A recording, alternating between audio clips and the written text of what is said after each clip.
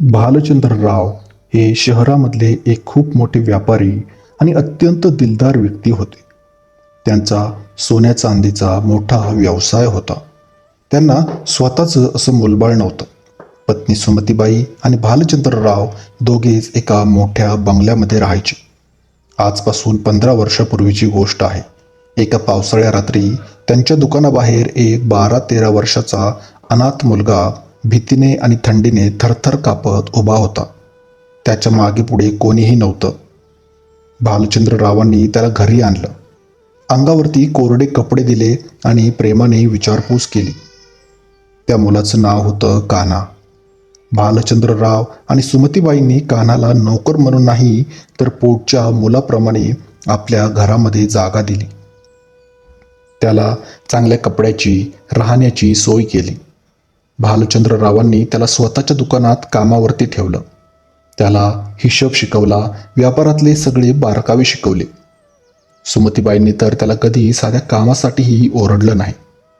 आपल्या हाताने त्याला प्रेमाने त्यांनी जेवण भरवलं. हळूहळू काळ सरकत गेला. कान्हा आता 25 वर्षांचा एक धट्टाकट्टा तरुण झाला होता.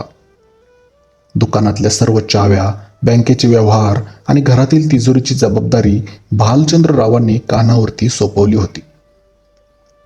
गावातील लोक भालचंद्ररावांना म्हणायचे, "अहो शेठ, नोकरावरती एवढा आंधळा विश्वास ठेवू नका." अशावेळी मात्र भालचंद्रराव हसून म्हणायचे, "कान्हा हा आमचा नोकर नाही तर तो आमचा मुलगा आहे. आम्ही आमचं सर्व काही त्याच्या हातामध्येच देणार आहोत." पण मित्रांनो, म्हणतात ना, कुत्र्याचं शेपूट हे वाकडं ते वाकडंच. कान्हाच्या मनात हळूहळू पैशाची आणि संपत्तीची लालसा निर्माण झाली होती. भालचंद्ररावांचा सोन्याचा व्यवसाय, तो अतकलिशान बंगला आणि बँकेतले करोडो रुपये पाहून कान्हाच्या मनामध्ये पाप शिरलं. त्याला वाटू लागलं की मी आयुष्यभर यांचा नोकर बनून काम का करू? जर हे दोघे म्हातारे या जगात उरलेच नाहीत तर हा संपूर्ण व्यवसाय आणि ही सगळी संपत्ती आपोआपच माझी होईल. ज्या हातांनी त्याला अन्न भरवलं, ज्यांनी त्याला अनाथपणामधून बाहेर काढलं, त्याच हातांचा खात्मा करायचा कट या नराधमाने रचला होता. एक दिवस भालचंद्ररावांनी दुकानातले 50 लाख रुपये रोख आणि सोन्याचे दागिने विकून आलेले पैसे घरातील मुख्य तिजोरीमध्ये ठेवले होते. कान्हाला समजलं की हीच ती योग्य वेळ आहे. त्या रात्री कान्हाने अत्यंत हुशारीने घरातील CCTV कॅमेरे बंद केले. रात्रीचे जवळपास 1 वाजले होते. संपूर्ण बंगला शांततेमध्ये बुडाला होता. कान्हाने स्वयंपाकघरातून एक तीक्ष्ण सुरा घेतला आणि तो थेट भालचंद्ररावांच्या बेडरूममध्ये गेला. त्याच्या हातामध्ये सुरा होता, डोळ्यामध्ये कसलीही दया नव्हती. त्याने भालचंद्ररावांचं तोंड उशी घेऊन दाबण्याचा प्रयत्न केला आणि सुरा उगारला. भालचंद्रराव दचकून जागे झाले. अंधारामध्ये त्यांनी आपल्यावरती वार करणाऱ्या माणसाचा हात धरला आणि टॉर्च लावली. समोर कान्हाला हातामध्ये सुरा घेऊन उभा असलेला पाहून भालचंद्ररावांच्या पायाखालची जमीनच सरकली. भालचंद्ररावांच्या डोळ्यातून घळाघळा अश्रू वाहू लागले. ते रडत रडत म्हणाले, "कान्हा, तू बाळा, तू मला मारायला आलास? तुला काय हवे होते? पैसे, मालमत्ता? अरे मी तर माझ्या मृत्यूपत्रामध्ये हे सगळं आधीच तुझ्या नावे केलं होतं रे." पण पैशाच्या नशेत आंधळा झालेला कान्हा म्हणाला, "मला तुमच्या मरणाची वाट पाहायची नाहीये. मला हे सगळं आत्ताच हवं आहे." कान्हाने भालचंद्ररावांना जोरात ढकलून दिलं. सुमतीबाई ओरडत पुढे आल्या तर नराधम कान्हाने त्यांनाही बाजूला फेकून दिलं आणि तिजोरीची चावी हिसकावून घेतली. तिजोरीतली सर्व रोकड आणि सोनं एका मोठ्या बॅगेमध्ये भरलं आणि भालचंद्ररावांना एका खोलीत बाहेरून कडी लावून त्याने डांबून ठेवलं. कान्हा बॅग घेऊन अंधाऱ्या रात्री गाडीमध्ये बसला आणि शहरामधून पळून गेला. रस्त्यावरून धावताना कान्हा मनातल्या मनात हसत होता. झालो, मी आज करोडपती झालो. तो वेगाने गाडी चालवत महामार्गावरून दुसऱ्या शहरामध्ये पळून जात होता. मुसळधार पाऊस पडत होता. रस्ता अगदी निसरडा झाला होता.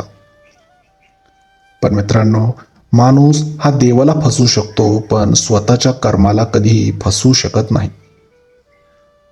रात्रीच्या 3 वाजता महामार्गावर एका वळणावर कान्हाच्या गाडीचा वेग ताशी 120 किलोमीटर एवढा होता. समोरून एक मोठा ट्रक येत होता. कान्हाने ब्रेक दाबण्याचा प्रयत्न केला, पण गाडी घसरली. ती गाडी 3-4 वेळा उलटली आणि थेट एका मोठ्या पुलावरून खाली दरीमध्ये कोसळली.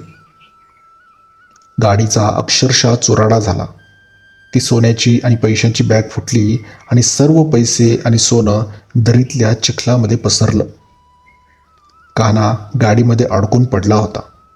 त्याच्या दोन्ही पायांचा चुराडा झाला होता. रक्ताच्या थारोळ्यामध्ये तो तडफडत होता. सकाळी जेव्हा पोलिसांना अपघाताची माहिती मिळाली, तेव्हा त्यांनी कान्हाला अर्ध्या मेलेल्या अवस्थेमध्ये बाहेर काढलं. हॉस्पिटलमध्ये आणल्यावर डॉक्टरांनी सांगून टाकलं की याचे दोन्ही पाय हे कायमचे आता अपंग झाले आहेत आणि पाठीचा कणा मोडल्यामुळे हा आयुष्यभर कधीही चालू देखील शकणार नाही. पोलीस तपासामध्ये पोलिसांना ती सोन्याची बॅग सापडली. पोलिसांनी भालचंद्ररावांना फोन केला. भालचंद्रराव आणि सुमतीबाई हे दोघेही धावत हॉस्पिटलमध्ये पोहोचले. हॉस्पिटलच्या बेडवर 2 पाय गमावलेला आणि आयुष्यातून उठलेला कान्हा हा पडून होता. समोर भालचंद्ररावांना पाहून कान्हाला स्वतःच्या कृत्याची इतकी भयंकर लाज वाटली की तो धाय मोकलून रडू लागला. कान्हा रडत हात जोडून म्हणाला, मालक, मला माफ करा. मी नराधम निघालो. ज्या हातांनी मला अन्न दिलं तेच हात मी कापायला निघालो होतो. देवाने माझ्या पापाची शिक्षा मला लगेच दिली. मी अपंग झालो. आता मला जेलमध्ये पाठवून द्या. भालचंद्रराव त्याच्याजवळ गेले. त्यांच्या डोळ्यामध्ये कान्हाबद्दल कुठलाही राग नव्हता, तर फक्त एक अथांग अशी वेदना होती. भालचंद्रराव अत्यंत शांतपणे म्हणाले, कान्हा, मी तुला कधीच नोकर मानलं नव्हतं रे. मी तुला मुलगा मानलं होतं. तू जर मला हक्काने पैसे मागितले असतेस तर मी तुला हसत हसत दिले असते. पण तू विश्वासाचा खून केलास. तुला निसर्गाने आणि तुझ्या कर्माने शिक्षा दिली आहे. आता तुला पोलिसांच्या हवाली करणं हाच कायदा आहे. भालचंद्ररावांनी त्याला पोलिसांच्या हवाली केलं. कान्हाला तुरुंगवासाची शिक्षा झाली आणि आयुष्यभरासाठी तो अपंग होऊन कोठडीमध्ये सडत राहिला. भालचंद्रराव आणि सुमतीबाई या दोघांनी त्या दुःखातून सावरून आपल्या संपत्तीचा मोठा हिस्सा एका अनाथ आश्रमाला दान केला, जिथे खऱ्या गरजूंना अन्न आणि शिक्षण मिळत होतं.